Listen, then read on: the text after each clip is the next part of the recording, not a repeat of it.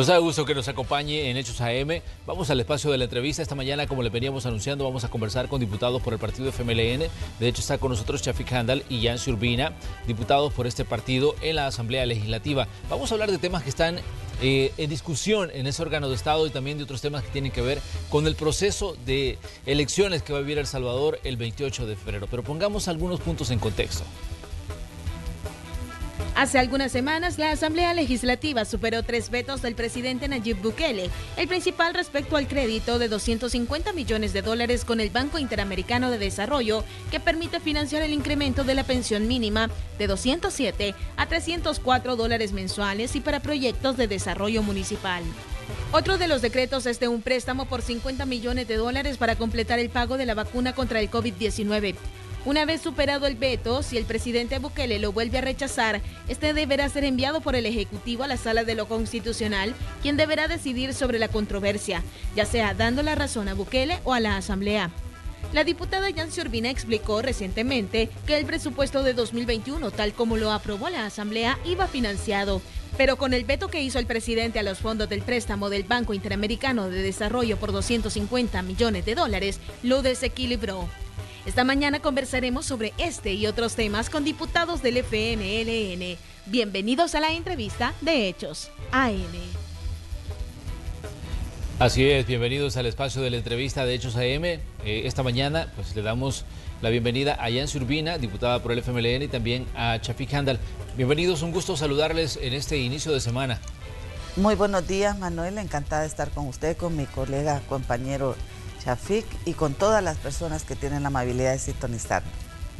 Buenos días, Manuel, buenos días, por supuesto, a todos los que nos ven y, por supuesto, es un gusto estar aquí también con Yancy. A propósito, buenos días, Yancy, no había saludado, ¿verdad? Y, bueno, aquí a la disposición para intercambiar sobre los temas del momento. Así es, bueno, uno de los puntos importantes en esta semana es la posible interpelación del ministro de Hacienda por el tema como que ya digamos largamente discutidos como es el FODES. ¿Qué dicen ustedes? ¿Se va a llevar adelante esta interpelación? ¿Qué puede ocurrir con el tema FODES, considerando también que estamos acercándonos al proceso electoral? Shafik, comenzamos con usted. Gracias, Manuel. Bueno, mira, sí, el tema de la interpelación es un tema, digamos, es un paso obligado para que frente a la población, frente al sistema judicial y especialmente frente al fiscal, se dé un paso más para desnudar, digamos, en esa palabra, el tema de que han, han violado la ley reiteradamente en el tema de la asignación de los fondos para el desarrollo, o sea, el FODES, a las municipalidades del país, y lo han hecho de una manera planificada, de una manera consciente y de una manera continuada. Bueno, el video aquel en que sale el ministro Zelaya hasta burlándose, haciendo como mofa, tal vez se los doy después, y así en una cuestión de que como que es mi dinero y yo se los voy a dar cuando yo quiera, tal vez después de las elecciones. Eso demuestra que todo eso es un plan efectivamente preelectoral, ya no es preelectoral, electoral, por parte del gobierno para hacer que a los que ellos consideran que deben de vencer, ponerlos en debilidad frente a la opinión de la población en sus respectivos municipios. Entonces, este mecanismo es uno más para ponerlo en evidencia a la espera de que el fiscal de veras actúe, porque ya esto rebasó cualquier límite, rebasó cualquier marco más o menos mediano de que la ley establece para poder actuar llenando los requisitos, sino que ya hasta de oficio debería de haber actuado. Muy bien, Yancy, el ministro de Hacienda daba declaraciones y decía de que las interpelaciones son, pues, él lo consideraba una pérdida de tiempo, así lo calificaba. En general, los funcionarios de gobierno tienen una actitud de rechazo al cumplimiento de la ley. La interpelación es un recurso que ya la ley establece, está considerado en el reglamento interno de la Asamblea Legislativa, que es una ley, y también tiene base constitucional. Es decir, este es un recurso importante para que los funcionarios den respuesta ante el cometimiento de una infracción, ante un incumplimiento de una ley. Y ante un reiterado caso como el que tenemos hoy, donde hay suficientes elementos. El tema es una solicitud, esta interpelación ha sido una solicitud interpuesta por la Corporación de Municipalidades. Eso nos parece muy importante porque hay una petición desde todo la gremial de los alcaldes, alcaldesas a nivel nacional que han solicitado esta interpelación.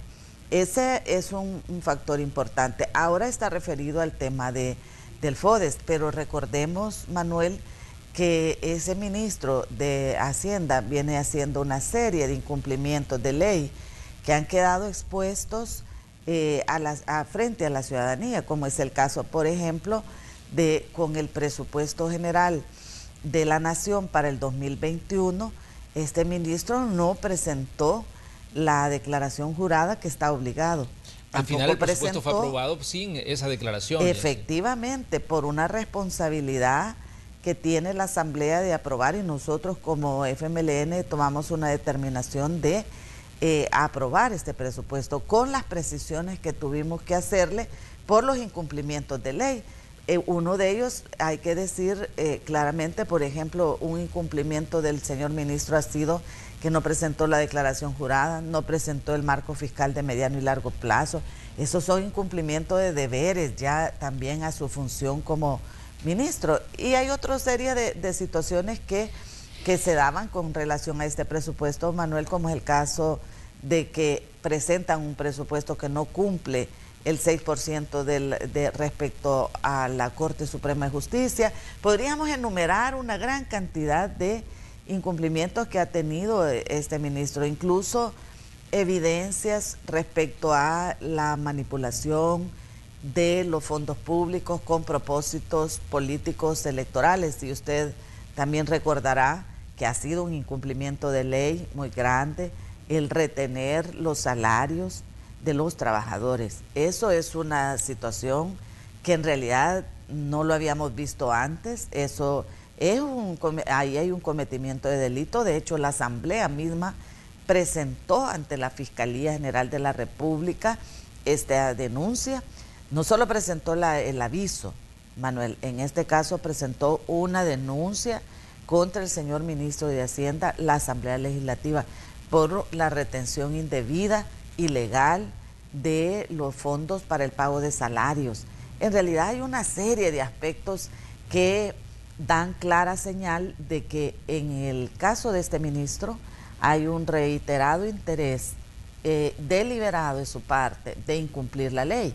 Y esta interpelación tiene aun cuando está fijado, digamos, al tema de FODES, ciertamente tiene suficientes elementos para poder analizar en el conjunto de las fuerzas políticas en la Asamblea Legislativa la pertinencia y la conveniencia de realizar esta interpelación. Pero ¿de qué depende, digamos, que se proceda a hacer esta interpelación? Ya decía usted que elementos y fundamentos hay para proceder, pero obviamente la Asamblea no funciona sin votos. Es decir, si no hay un acuerdo entre partidos, difícilmente se pueda llevar adelante un proceso como este. ¿De qué depende esto? Bueno, en este caso, Manuel, ha sido presentada la solicitud, ha ingresado al Pleno de la Asamblea Legislativa y comienza el proceso que llevan todas las iniciativas de ley. En este caso, la solicitud, este expediente pasa a la Comisión Política de la Asamblea Legislativa. En la Comisión Política deberá darle ingreso este día, previsiblemente que hay Comisión Política, y a partir de ello entra la valoración de las fuerzas políticas. Como hay una valoración que tiene que hacer cada una de las fuerzas políticas y definir su posición política con respecto a la interpelación. Esto hay que también señalar que requiere una preparación en el sentido que hay que estudiar y preparar el cuestionario que obligatoriamente hay que remitir también al funcionario que se está interpelando una vez que haya una decisión. Pero este es un tema que va a pasar a la discusión de la Comisión Política y ahí habrá esa valoración desde ha tenido los votos en otros momentos, estas interpelaciones, y nosotros esperamos que en este caso, donde hay una situación con tal nivel de perjuicio a las comunidades, a las familias de los 262 municipios del país, los partidos puedan analizar a profundidad y puedan dar sus votos para decidir confirmar esta interpelación.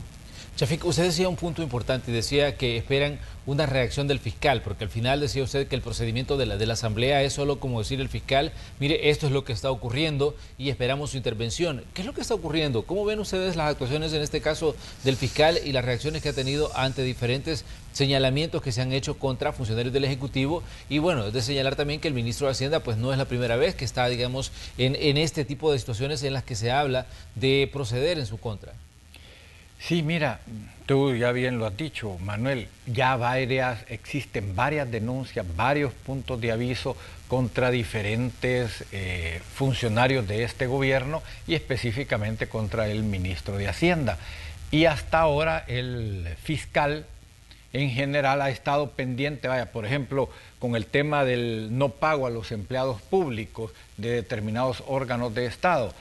Se le puso el aviso, él solicitó a la Corte de Cuentas de que se hiciera, o mejor dicho, creo que la Asamblea, nosotros fue lo que le pedimos a la Corte de Cuentas, que estableciera si había o no había dinero en ese momento para cumplir con sus obligaciones, tanto del FODES como del salario de los empleados, ya que él aducía que no había en aquel momento. Ok, ya hubo declaraciones del presidente de la Corte de Cuentas que dice que han establecido que en aquel momento sí había capacidad, sí había fondos en las cuentas del Estado para poder cubrir sus obligaciones. El fiscal ha dicho, bueno, voy a esperar a que me lo manden oficialmente por escrito. Todavía lo está esperando. No, que yo sepa, no ha hecho ni una sola gestión para urgir a la Corte de Cuentas a que mande el referido documento donde se establezca si efectivamente había o no, tal y como lo dijo el presidente de la Corte de Cuentas, el referido recurso financiero. Ok, de acuerdo, y ahí estamos. ¿Hace cuántos meses hubo esa declaración? Me parece que hace más de un mes y medio que estuvo esa declaración del presidente de la Corte de Cuentas. Y hasta ahora eso sigue en un limbo, que hasta que no me envíen aquello, yo no procedo a esto, y mientras esto, pues entonces, y la violación flagrante de estos funcionarios al marco jurídico del Estado continúa todos los días. Y mientras no se ponga un ejemplo, esto va a continuar. Va a ser una manera de seguir desgastando y haciendo y queriendo imponer de una manera prepotente y con intenciones de maleante, y lo voy a decir de esa manera, con intenciones de maleante, imponer supuestamente ellos una situación para sacar réditos electorales. Y el fiscal continúa con una posición bastante tibia, por no decir congelada. Muy bien, uno de los puntos de discusión con el actual Ejecutivo ha sido el tema de los fondos, su uso, su aprobación, a la larga, digamos, ha sido, digamos, uno de los puntos de choque entre la Asamblea Legislativa y el Ejecutivo. El manejo de la pandemia vino a poner como de más en evidencia esta situación y ha ocurrido algo en las últimas horas que tiene que ver precisamente con la pandemia y es la ley para el manejo de la pandemia que ha entrado en vigencia luego de su publicación por orden, en este caso, del presidente de la Asamblea Legislativa. ¿Cómo ven ustedes este tema, considerando de que hasta ahora el Ejecutivo ha dicho que los diputados le han dejado sin herramientas, que quieren manejar la pandemia desde la Asamblea Legislativa, que quieren borrar la pandemia por decreto? Yancy, ¿cómo ven ustedes esta situación ante la entrada en vigencia de esta ley que pues ya fue publicada? La Asamblea Legislativa, Manuel, ha venido generando varios proyectos de ley que ustedes se recuerdan, han sido muy consultados, fueron muy consultados con el órgano ejecutivo. Alrededor de 6 días continuos estuvimos trabajando en lo más álgido de la pandemia para generar una ley que en nuestra opinión quedó muy completa, que fue un decreto muy conveniente para el país, pero en ese caso el presidente lo vetó. Y fíjese que el punto de diferencia acá, en esa ley que fue muy importante, fue el tema de la rendición de cuentas, el tema de los informes, el tema de la transparencia en el manejo de los datos, el tema de la transparencia en el manejo de la información que corresponde por interés nacional el poner a disposición de todos los salvadoreños y las salvadoreñas. ¿Cuál fue otro punto de discordia? Es el punto del establecimiento de un orden constitucional con el respeto a los derechos constitucionales. Esas leyes, por ejemplo, dejaban fuera estos regímenes de excepción que además fueron declarados inconstitucionales, todos esos decretos que emitió el órgano ejecutivo. Y había suficientes elementos para poder apegarse a una ley como esa. Se hicieron varias formulaciones de ley alrededor de esta iniciativa. En todos los casos el presidente siempre lo vetó, porque en este punto, Manuel, hay que tener en cuenta que el presidente ha tenido una actitud de imponer un régimen de excepción que coartó libertades, que violentó la Constitución, que violentó los derechos de los salvadoreños y las salvadoreñas en esa materia, y prácticamente estaba queriendo imponer casi un estado de sitio. Y realmente esto conflictó mucho el tema en el país.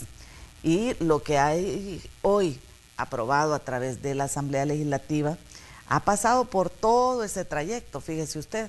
Fue una ley de nuevo emitida por la Asamblea Legislativa que tuvo todos los elementos de consulta, aprobación en términos de los especialistas que pudieron opinar sobre esta materia.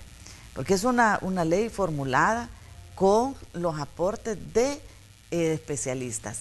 ¿Y qué resulta? Que cuando lo aprueba la Asamblea, pasa al órgano ejecutivo, hay de nuevo otro veto, pasa de nuevo a la Corte Suprema de Justicia y emite la Corte Suprema de Justicia una sentencia donde confirma que esa ley es absolutamente constitucional y le da un periodo de tiempo, como manda la ley y la Constitución, al presidente para que lo publique. Pero llega hasta el último de los días. Fíjese usted qué negatividad más grande, qué acción tan de rechazo al orden constitucional, que el presidente llega todavía hasta el último día y no publica. Entonces, previendo esa situación, la misma Asamblea Legislativa, la misma Corte Suprema de Justicia le dice a la Asamblea Legislativa que si eso no ocurre, que lo puede publicar, que lo debe publicar, y le pone la fecha y le dice que que si el 22 de este mes de enero no lo publica el Ejecutivo, lo publique. ¿Qué significa eso?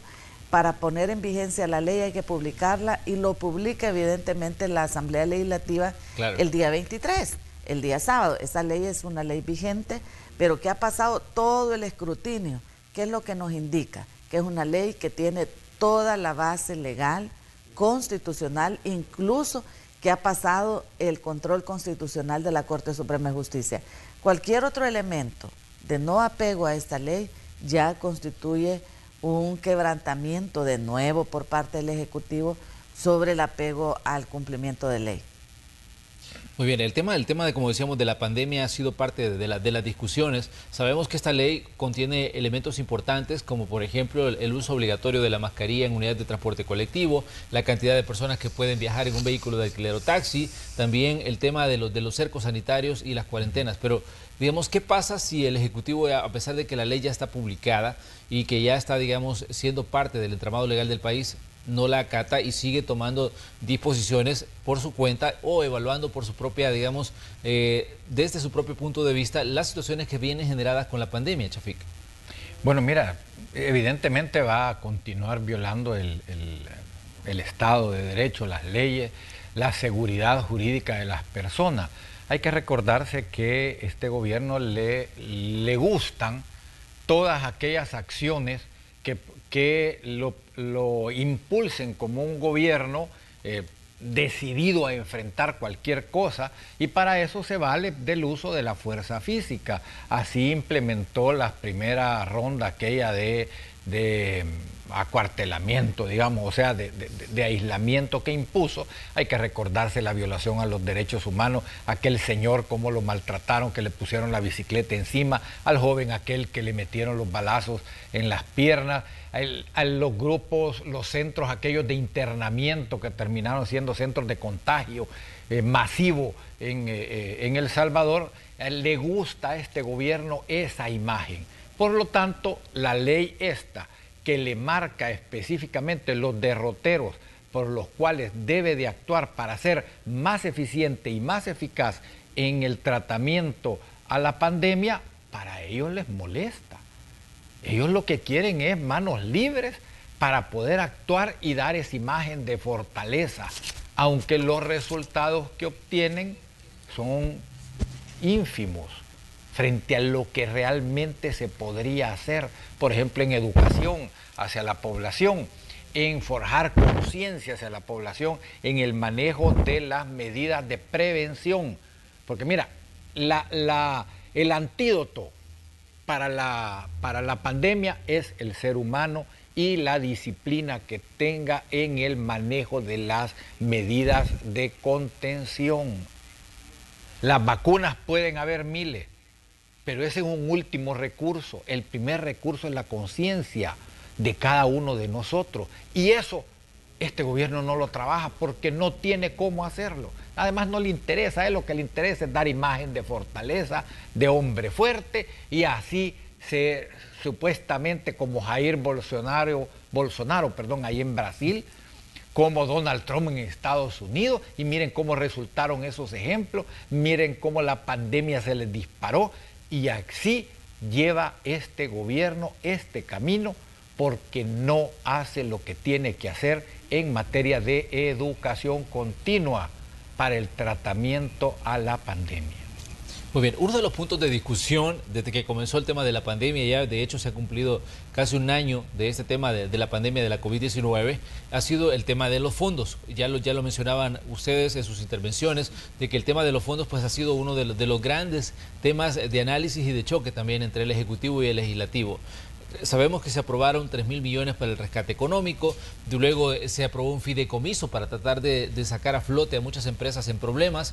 De esos 600 millones pues se derivaron diferentes partidas que iban para el rescate de las empresas. Hablábamos, por ejemplo, de 140 millones que son para el pago de los subsidios a las planillas. De hecho, tuvimos nosotros hace unos días al presidente del Banco de Desarrollo aquí en este espacio y él hablaba que van a solicitar a la Asamblea Legislativa un redireccionamiento de parte de esos fondos porque decía que de los 140 millones para subsidios han sobrado 77 millones y quieren que 27 millones se destinen a entregar incentivos económicos a taxistas, a personas que tienen, digamos, diferentes tipos de negocios como de transporte escolar, transporte de turismo, pescadores artesanales, y se les quiere destinar 27 millones para, digamos, darles incentivos a estas personas. Pero esa decisión obviamente tiene que pasar, en este caso, por la Asamblea Legislativa.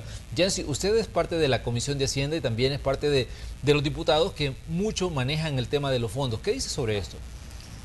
Bueno, usted tiene una afirmación que es muy correcta en el sentido de que el gobierno de la República ha mantenido siempre una confrontación por un reiterado requerimiento de fondos que va más allá de las capacidades incluso también de sostenerlo en términos de deuda. Y al respecto debo decirle de que estamos muy próximos al 9 de febrero. Ustedes se recordarán, amigos, amigas, que la primera gran, digamos, agresión que realiza este gobierno a la Asamblea Legislativa es a raíz del requerimiento de que se le aprobara un préstamo, y con ese argumento de un préstamo invadió la Asamblea Legislativa y dio un golpe de Estado el día 9 de febrero. Eso ciertamente marcó mucho al país y marcó grandemente a nivel internacional. Creo que eso representa un quiebre muy importante en términos de la imagen de este gobierno y también del contenido de este gobierno, porque resultó ser que recurrió al autoritarismo, al chantaje, a la extorsión, a la utilización arbitraria de la policía, del ejército, quebrantando todo el marco legal y constitucional. Todo por el dinero. Este señor, que ahora es presidente, ¿qué es lo que hizo? Y dio un golpe de Estado por dinero para la Asamblea Legislativa, porque le aprobáramos bajo el argumento de que la Asamblea debía aprobarle los fondos para un plan que nunca presentó. Ni siquiera pudo justificar el tal plan de control territorial. Eso quedó ahí estacionado, pero vino la pandemia. ¿Y qué fue lo primero que requería este gobierno? Fondos, dinero. Naturalmente, había que tener los recursos para atender la pandemia. Y se hizo. La Asamblea Legislativa, sin dudarlo, en el mes de marzo del año 2020, iniciando la declaratoria del estado de emergencia, aprobó 3.000 millones de dólares para la atención. Pero ¿qué fue lo que fuimos viendo posteriormente, Manuel?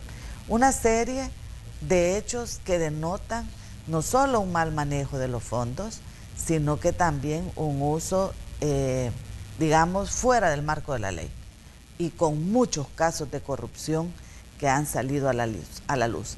Ante esta situación, siempre nosotros hemos planteado la importancia de la rendición de cuentas, porque hay que tener claridad de qué han hecho con los fondos públicos. Y ahí ha venido entonces la segunda gran, digámoslo así, el segundo gran punto donde hay una controversia con este gobierno. No quiere rendir cuentas de los fondos públicos. Esos no son fondos particulares del gobierno, de los funcionarios, del presidente. No, son fondos públicos y cualquier funcionario que maneja fondos públicos está obligado a rendir cuentas. ¿Qué es lo que no quiere este gobierno? Rendir cuentas. No quiere dar explicaciones de qué ha hecho con todos los fondos que se le han asignado. Uno de estos casos es también el que usted me está mencionando. ¿Cuántos pequeños empresarios están llegando a la Asamblea Legislativa a decirnos que no han tenido la ayuda que se previó con el fideicomiso? Hay una cantidad de pequeños empresarios que no han podido acceder a los recursos del fideicomiso. Pareciera ser que en su implementación el espíritu que tenía este fideicomiso, que era ir al auxilio de las pequeñas y medianas empresas de manera oportuna, se ha quedado prácticamente en buena parte en la intención. Nos preocupa que uno de los componentes, que fue el pago de salarios para los trabajadores como un mecanismo de compensación, haya tenido ese nivel de ejecución. Y fíjese usted, porque esto fue aprobado, Manuel, en el fideicomiso, pero ya antes había habido disposiciones al respecto desde al mismo tiempo de ese concepto en la ley de emergencia, en el artículo 5. Es decir, este es un tema que reiteradamente nos llama la atención y creo que sería muy útil que también hicieran un informe completo sobre qué está aconteciendo con la implementación del fideicomiso, porque ciertamente recurrentemente en los territorios y también a través de los diferentes medios escuchamos que la población se está quejando sobre la implementación de este fideicomiso. Habrá que tenerlo a la vista. Yo debo de decirle también que al respecto tenemos una situación muy, muy particular, y es que en su proceso de traslado de la asignación de los fondos, esa fue una asignación particular porque no lo terminaron llevando a la Asamblea. De hecho, ahí hay un tema que nos interesa también dar seguimiento, porque pareciera ser que ha sido uno de los traslados de recursos que no tuvieron al final el procedimiento de incorporación en el presupuesto. Es un tema que quedó todavía un poco en la duda a partir de la arbitrariedad también en muchos de los casos de los manejos de los fondos públicos que hace este gobierno. Pero habrá que tener, o sea, al final, en este tema, perdón Manuel que lo interrumpa, en este tema creo que a nosotros nos importa mucho porque las micro, pequeñas empresas son realmente una instancia que genera mucho empleo en el país. Claro. Y nos importa que ese mecanismo funcione. Pero ahora nos está preocupando esta situación de que hay subejecución. ¿Cómo es eso que de 140 les están quedando 77 millones que no pudieron dar el auxilio a las microempresas para el pago de los salarios que se previó? Este nivel de ejecución nos preocupa porque en realidad eso es una afectación no a las micro, pequeñas empresas, es a los trabajadores, porque ese es un mecanismo de compensación de pago a los trabajadores, a las trabajadoras. O sea que en realidad no se terminó generando ese apoyo por lo que usted nos está diciendo de que hay una subejecución de 77 millones de dólares. Ciertamente sí. Habrá que examinarlo. Muy bien, vamos a hacer una pequeña pausa comercial. Tenemos otros temas que conversar esta mañana con nuestros invitados, diputados por el FMLN. Continúe con nosotros, volvemos enseguida.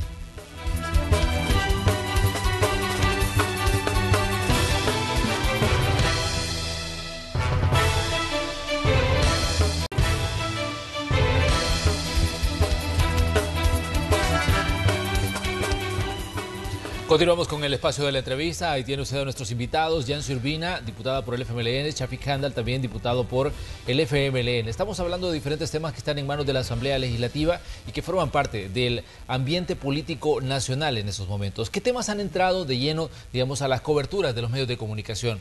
El vicepresidente de la República, el doctor Félix Ulloa, decía de que van a plantear a la Asamblea Legislativa una reforma constitucional para alargar el periodo presidencial a 6 años. El ministro de la Defensa hablaba de que los militares deben tener participación política. Se ha hablado también del servicio militar obligatorio, que tendría también, digamos, un punto de discusión en medio de todo lo que está ocurriendo en el país. Shafik, ¿cómo ven ustedes estos temas en específico que, digamos, han atraído y que han tenido, digamos, una atención mediática considerable en los últimos días?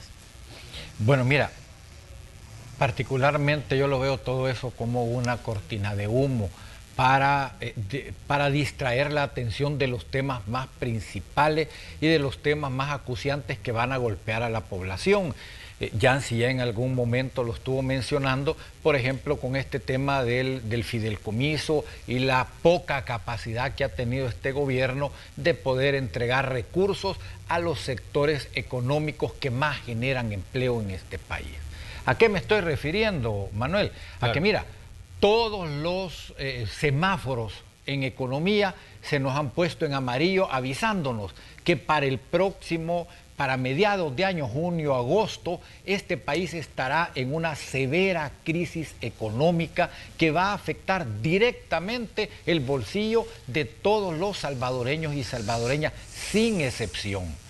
Estoy hablando de que todos nos están diciendo, miren, ustedes ya están en recesión económica. Mire, lo que de continuar este gobierno sin programa, sin planes de desarrollo económico, de inversiones ciertas, de cosas que ayuden a la generación de empleo y a la estabilidad de la economía, este país, junio, agosto, entra en quiebra.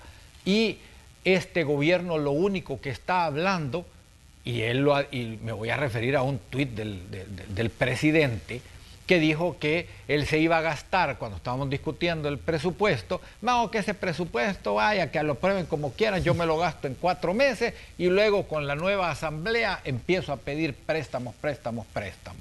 ¿Qué significa esto? Que mira, que este país, ya nos dijeron las alertas, difícilmente va a poder colocar solicitud de préstamos con bajas, pero muy bajas tasas de interés como se han estado manejando. Llevamos el camino de llegar a los lugares donde más van a cobrar intereses que van a afectar directamente el desarrollo económico y van a limitar las posibilidades de inversión y de manejo financiero de este gobierno. Eso es lo que están tratando de evitar, que la gente se fije en el tema económico. Bueno, hoy ustedes pasaban unas notas de unas personas ahí que mostraban que en el rumbo económico del país se sentían agobiadas. Ustedes pasaban el dato del 43.6% de las últimas encuestas que aparece permanente, que la gente está diciendo hay más pobreza en este país y no hay rumbo económico. ¿Qué nos va a llevar esto en corto plazo, Manuel? A que cuando se tenga que recurrir a los fondos buitres, y aquí estoy lanzando una alerta sobre todo a los que tienen préstamos, a los que tienen casa todavía pagando, a que una de las condiciones que te ponen los fondos buitres es que la tasa de interés que pase a ser flotante y no fija. Todo el mundo ahorita tiene planes, bueno, yo me comprometí a una casa de 25 años, va a ser, pero tengo una cuota fija, más o menos la voy a poder pagar, y si se pone difícil, vamos a ver, pero tengo algún recursito, ¿cómo ir resolviendo? Sí, pero si eso cambia, si eso empieza a ser la fluctuación de la tasa de intereses, porque eso lo exigen los fondos buitres para poder prestar el dinero, significa que hoy usted va a tener este mes una cuota, y al capital tanto y a intereses tanto, y el próximo mes puede que varíe la cosa, a intereses tanto y a capital tanto. Usted no va a saber cuánto tiempo va a usted pasar pagando su casa. Eso lo afecta directamente. Entonces yo creo personalmente que esos temas que se están manejando en la reforma constitucional, que dice que van a llevar a la Asamblea, aunque como Fabito Castillo mismo lo dijo, ellos no tienen iniciativa de ley, tienen que buscar que sean como 10 diputados que firmen eso, y ellos son los que están esperando para el 1 de mayo en adelante, y así distraer de este tema que estoy planteando. Entonces, cualquier locura van a decir con respecto a la Constitución, que si es de 5, que si es de 6, que si la Fuerza Armada esto, que si la Fuerza Armada lo otro. Lo que hay que ponerle atención es que van a instrumentalizar a la PNC y a la Fuerza Armada para reprimir las protestas que la inestabilidad económica va a generar. Ese va a ser su medio para enfrentar las protestas y acallar las expresiones del pueblo por la quiebra anunciada a que nos llevan, y este gobierno que sin capacidad y sin planificación, y eso lo demuestra el uso que se le dio del dinero para apoyar, y ahora sale con, miren, se los vamos a dar a los taxistas, miren, se los vamos a dar a lo otro, para que uno no pueda decir que no.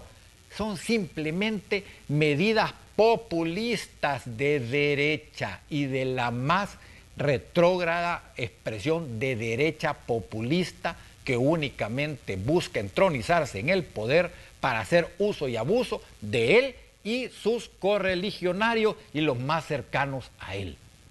Muy bien. Yancy, ¿qué tanto se puede agudizar la situación económica, la crisis económica en la que puede entrar El Salvador ante el panorama que está planeando o que está planteando, en este caso, el diputado Handel? Bueno, creo que hay señales muy claras, Manuel, que el país ha entrado en una situación muy crítica en términos económicos. El hecho mismo que tenemos uno de los niveles más altos en deuda, que en solo 8 meses creció 20 puntos, realmente ya es preocupante, porque estamos a un nivel donde la deuda va a empezar a consumir ciertamente una buena cantidad de recursos para el pago del servicio de la deuda y también de los capitales. Este tema creo que nos va a afectar mucho, en el sentido de que el país entra en otro nivel de riesgo.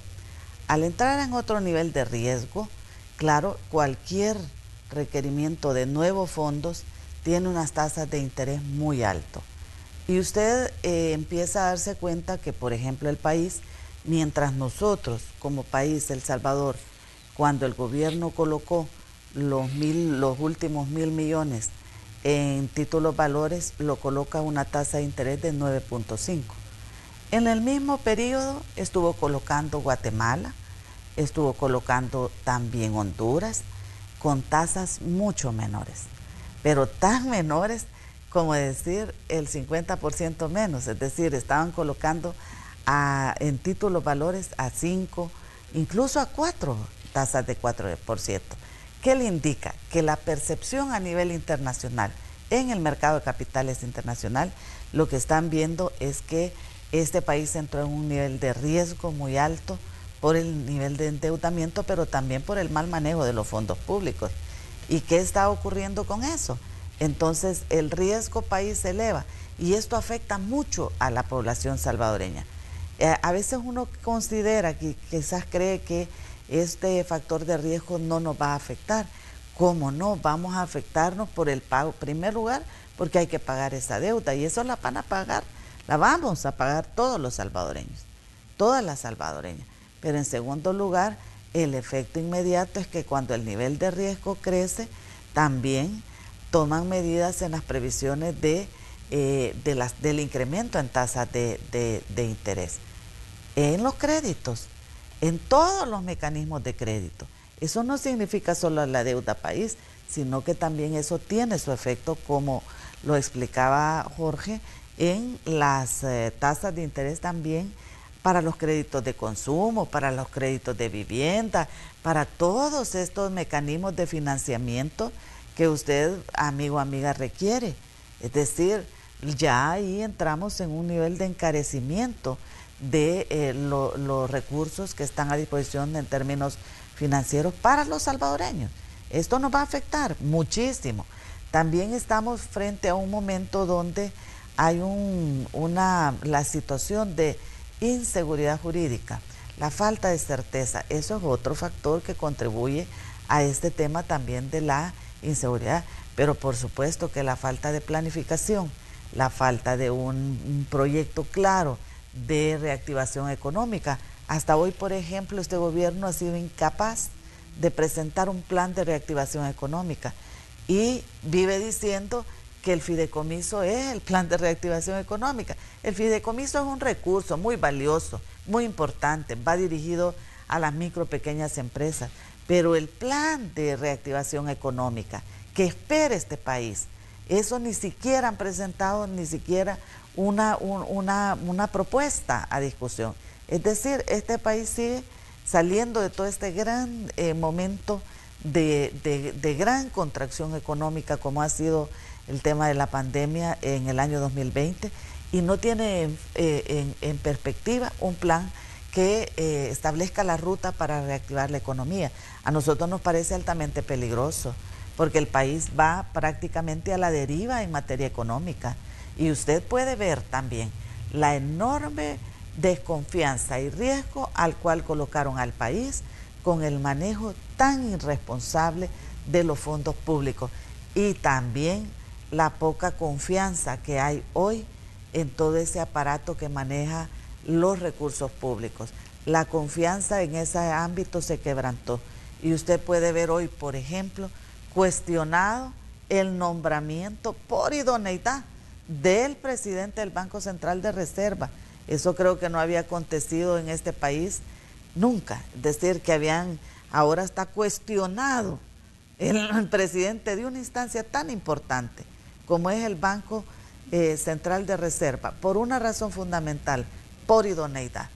Fíjese usted qué lamentable que no cumpla con los requerimientos de ley, pero también eso ha pasado con una serie de cambios que han realizado en la Superintendencia del Sistema Financiero, en el mismo Ministerio de Hacienda, donde usted ve también que hay una serie de modificaciones, de cambios. Hasta se les van los técnicos, se le están yendo la gente que tiene competencia y capacidad, porque tampoco se quieren arriesgar a estar en un manejo tan irregular de los fondos públicos. Esto tiene un efecto muy importante. Pero fíjese usted que, solo un detalle, Manuel, fíjese usted, ¿cuáles fueron las primeras consecuencias de ese mal manejo de los fondos públicos? El gobierno de El Salvador salió de la lista de los países beneficiarios de ayuda militar que dan los Estados Unidos. Por el mal manejo de este gobierno, El Salvador salió de la lista de los países elegibles para un nuevo Fomilenio. En el ámbito también de cooperación ya está teniendo sus efectos. ¿Eso va a afectar al país? Claro que lo afecta. ¿Afecta a la población? Por supuesto que afecta a la población. Y ante esto, bueno, el panorama que ustedes plantean es un tanto, digamos, un tanto complicado, pero ¿cuál es la importancia que tiene en este contexto el proceso electoral del 28 de febrero? Porque de este depende también muchas situaciones y muchas decisiones que se van a tomar en la Asamblea Legislativa. Sabemos que para que se aprueben una cantidad de elementos que el gobierno y herramientas que el gobierno necesita tienen que pasar necesariamente por la Asamblea Legislativa, y en este caso pues sabemos que estamos a las puertas de una elección y que la legislatura 2018-2021 prácticamente está entrando a su recta final, Chafik. Sí, mira, y qué bueno que hayas tocado ese tema, Manuel, porque tiene que ver mucho con el futuro que nos depara. Mira, si se quiere prevenir en cierta manera de que lo que ya está avisado tenga un golpe menor, los votantes tienen que entonces examinar qué le están ofreciendo los distintos partidos y los distintos candidatos, ver exactamente cuál es la propuesta y en base a eso hacer su análisis. Mira, hoy están manejando y todo el mundo, los analistas de campaña te lo dicen, no, mira, si es que ahora no cuentan las propuestas, lo que cuentan son los sentimientos, lo que cuentan son la parte sentimental, y el que mejor se maneje en eso, aunque no te proponga nada, ese es el que va a salir electo. Pero resulta ser que el manejo de los sentimientos de la población ante la frustración, ante el agobio que siente por la situación económica, lo puede llevar a tomar decisiones erradas y continuar dándole el poder y las facultades a un grupo que hasta ahora no ha demostrado ser idóneo para conducir el gobierno ni el destino del país, sobre todo en el área económica, como ya hemos estado diciendo. Entonces, la importancia de lo que sucede el 28 es que está en juego el organismo o el órgano de poder del Estado que le puede dar vía libre al gobierno para que haga y deshaga con todos los destinos de las y los salvadoreños, en el Estado de Derecho, en la situación económica, en la parte de la seguridad, en fin, en todo. Porque eso es lo que significa la Asamblea Legislativa.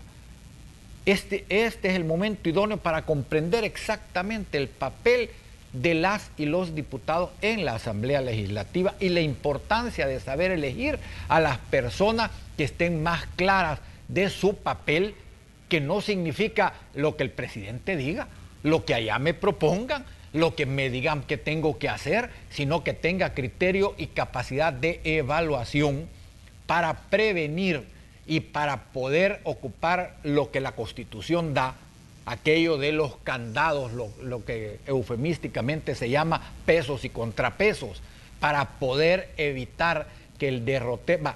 Te voy a poner un ejemplo.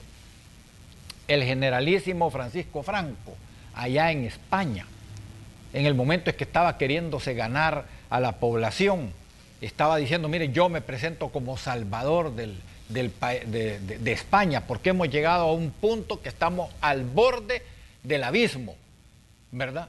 Y hemos decidido dar un paso al frente. Algo así está este gobierno, ¿de acuerdo? Meternos más en el abismo. Debe de haber alguien que tenga la capacidad, un órgano que tenga la capacidad de poder frenar y disminuir el riesgo del impacto económico que ya se nos cierne en este país. Y que la alianza que está construyendo este gobierno entre la PNC, la Fuerza Armada y las pandillas como instrumento de represión, cuando la situación se ponga grave en este país y la gente salga a resolver su diario vivir, su comida, de sus hijos y de ellos, y empiecen los motines sociales, en ese momento es mejor contar con un organismo, con un poder del Estado que se le pueda parar enfrente a esos planes pérfidos de dominación y de sometimiento como sucedieron en el pasado. Pero hay una pregunta lógica, del 28. En medio de todo esto, ¿están los partidos políticos listos para enfrentar lo que ustedes están planteando? ¿Están ustedes, por ejemplo, como FMLN, con la capacidad y la fuerza para poder, digamos, reaccionar ante esto, considerando, digamos, lo que los ciudadanos van a decidir el 28 de febrero? hasta ahora vemos sondeos de opinión que salen uno tras otro, y cada uno indica que en este caso las simpatías por el FMLN continúan bajando. Y esta es una situación en la que estamos viendo pues una situación grave en cuanto, digamos, a la situación política de los mismos partidos políticos.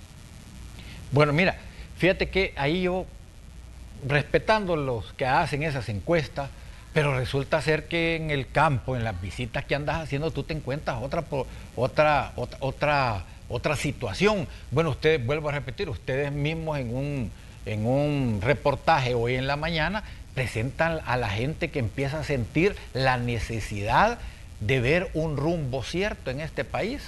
Se sienten agobiados.